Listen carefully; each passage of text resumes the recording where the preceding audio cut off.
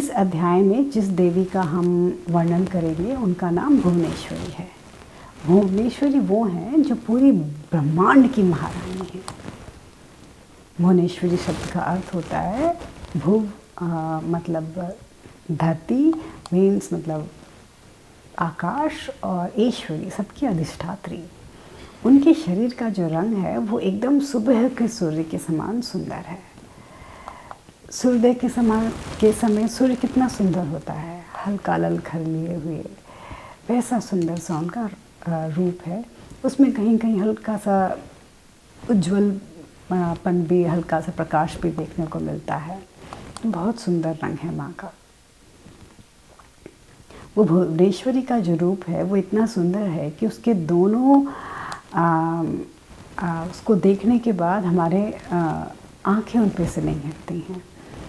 उनका जो वक्ष है वो, उनके उस पे दो गोल गोल सुंदर से स्तन हैं।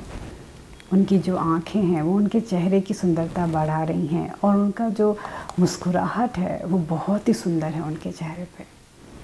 उनके हाथों में अंकुश है, पास है और अभय मुद्रा है। अब देवताओं ने देवी की स्तुति प्रारंभ की। उन्होंने कहा कि जो आपके शरणागत होते हैं, आप उनके जीवन से सारी परेशानियां दूर कर देती हैं। कृपा करके आप हमसे प्रसन्न हो जाइए और हमेशा हमें अपनी शरण में रखिए। हम आपके शरणागत हैं।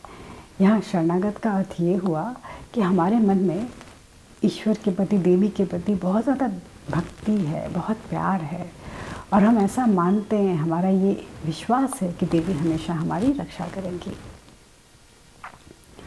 फिर देवताओं ने कहा कि पूरा ब्रह्मांड जो है, आप उस पूरे ब्रह्मांड की रक्षा करिए। आप ही हैं जो इस पूरे ब्रह्मांड की अधिष्ठात्री हैं। सारी जड़ और चेतन जो वस्तुएं हैं इस प्रकृति में, ये सारी आपकी हैं। आप ही हैं जो सबको संचालित करती हैं। हे माँ, इसलिए हम आपकी पूजा कर रहे हैं। आप ही हैं जो पूरे ब्रह्मांड को धारण करती हैं, पृथ्वी को धारण करती हैं। हम आपके आगे अपना सर झुकाते हैं। हे माँ, आप में कितना सामर्थ्य है, इसके बारे में हम तो बात भी नहीं कर सकते। आप ही हैं जल के रूप में इस संसार में सबकी प्यास बुझाती हैं। जल जो है वो हमेशा से पूर्णता का आभास देता है। तो माँ, जल रूप में आप सबको पूर्ण करती हैं। आप ही भगवान विष्णु की शक्ति हैं। इसलिए आपका एक नाम महामाया है। आप हम पर जब खुश हो जाती हैं तो हमें मोक्ष का ज्ञान देती हैं। हर प्रकार का ज्ञान आप ही से मिलता है। आप ही सक्षम हैं शुद्ध से शुद्धतम ज्ञान देने के लिए। आप ही हैं जो वो बुद्धिमान पुरुषों के में बुद्धि के रूप में निवास करती हैं। आप अपने भक्तों को इस धरती पर स्वर्ग जैसा जीवन देती हैं और मृत्यु के बाद उन्हें मोक्ष प्रदान करती हैं।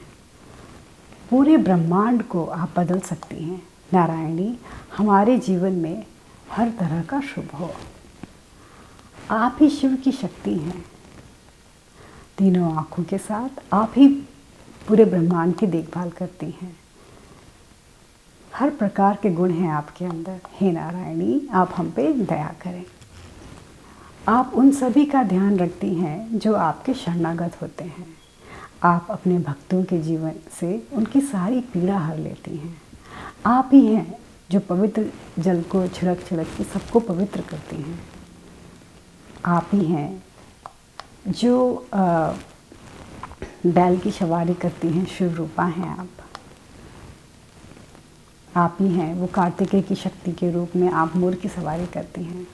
आपके हाथों में बाण, धनुष, शंख रहता है और हम आपको नारायणी के नाम से आपकी स्तुति करते हैं। इस तरह कई सारे मंत्रों के साथ देवताओं ने देवी की स्तुति की और उन्होंने देवी को हर प्रकार के सुख का, हर प्रकार की खुशियों के लिए देवी को ही कहा कि आप ही हैं, आपके चलते ही हमारे जीवन में सब कुछ है। देवताओं के शत्रु नहीं रहे थे, सो देवता देवी की प्रशंसा करके उन्हें प्रसन्न कर रहे थे। अंत में देवताओं ने देवी के चरणों में अपना मस्तक रख के कहा कि आप हम पे दया कीजिए। अब देवी बोली, मैं तुम्हारी इस प्रार्थना से प्रसन्न हूँ और मैं तुम्हें वरदान देने के लिए तैयार हूँ, बोलो तुम्हें क्या चाहिए।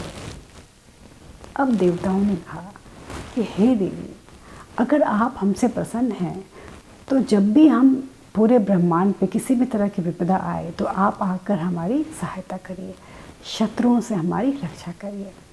तब देवी ने कहा कि मैं अलग अलग रूप में आकर हमेशा आप लोगों की मदद करूंगी, कई सारे दैत्यों का नाश करूंगी। जब 100 वर्षों तक इस धरती पे वर्षा नहीं होगी, उस समय लोग भूख और प्यास से मरने लगेंगे। तब ऋषियों के आवाहन पे और प्रार्थना पर मैं आऊँगी और अपनी 100 आँखों से उन ऋषियों को और मनुष्यों को देखूंगी। उस समय करुणा के कारण मेरी आँखों से पानी निकलेगा। मेरी 100 आँखों से जब पानी निकलेगा तो उस जल से पृथ्वी पे जो समस्या है, जल की समस्या है, वो ख़त्म हो जाएगी और लोगों को जीवन मिलेगा। तब लोग मेरी प्रार्थना शताक्षी के नाम से करेंगे। शताक्षी का अर्थ होता है 100 आँखों वाली।